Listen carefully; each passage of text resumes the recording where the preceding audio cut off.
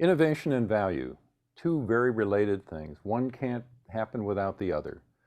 Innovation is really all about value, and it's all about value being produced for people who use that innovation. So the way in which we look at value is to think about how it is conveyed to a community of users or a segment of the marketplace and customers who are actually in the marketplace who are using that value. On the other hand, not all innovation ideas are able to capture value. And so let's look at how that happens. Many creative ideas can actually be generated in an organization, but only a few ultimately reach a successful innovation status. So the path to a creative idea along the innovation road is often challenging and filled with hurdles. And so if we want to look at the success rate of innovation ideas, it is a long road, and what we want to do is take a look at what happens to, let's say, 3,000 unwritten ideas that were produced in an organization and put in the suggestion box or part of a discussion that happened. And ultimately, those get whittled down into 300 ideas that actually get submitted for consideration. And out of those 300, only 125 typically are translated into projects where people who are supporting these projects invest money, invest resources, invest talent in order to develop them. Out of those 125, 9 become significant developments.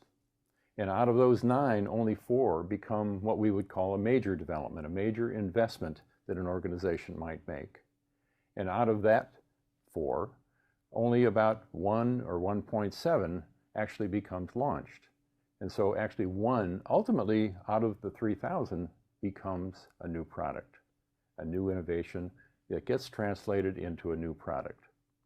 Now we can look at this figure here and see that what happens is we start with a very large number, and each of these steps along the way where it gets whittled down, the idea gets trimmed down, the idea gets tested for feasibility, the idea gets translated into and tested in terms of its reality. Ultimately, we come down with just a single product that ultimately is workable in the marketplace. And so when we think about value, ideas have value. You've got to have ideas in order to generate the process, but it's a long road. And so let's talk a little bit about how we create value. There are different ways in which value can be created, sometimes through generating knowledge in innovations and translating it into commercial value. You can do that through training, through customer and market knowledge, through lessons learned, through a corporate knowledge base. And indeed, what happens in organizations and corporations and government agencies, they keep track of innovative ideas, innovative approaches.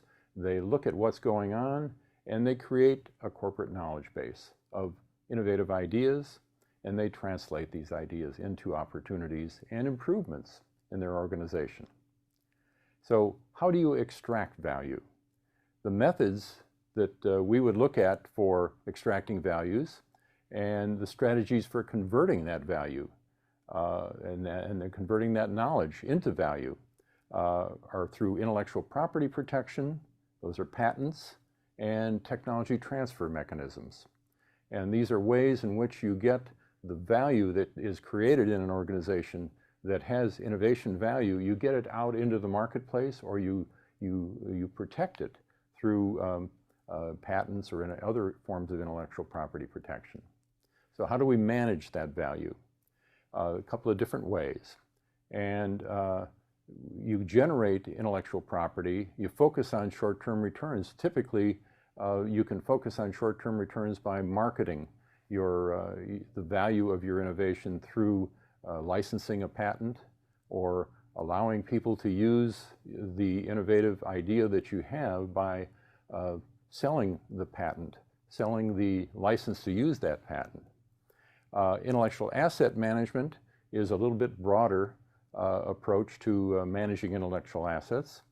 You focus on both unprotected and protected assets. And so what you want to do in your organization as part of your innovation strategy is to find ways to manage and control and make the best use of that intellectual property and those intellectual assets. And finally, intellectual capital management. What you try to do is to harness the hidden value of the talent that you have in your organization. And the talent is basically the source of much intellectual capital that you have. So, some summary thoughts about value and innovation.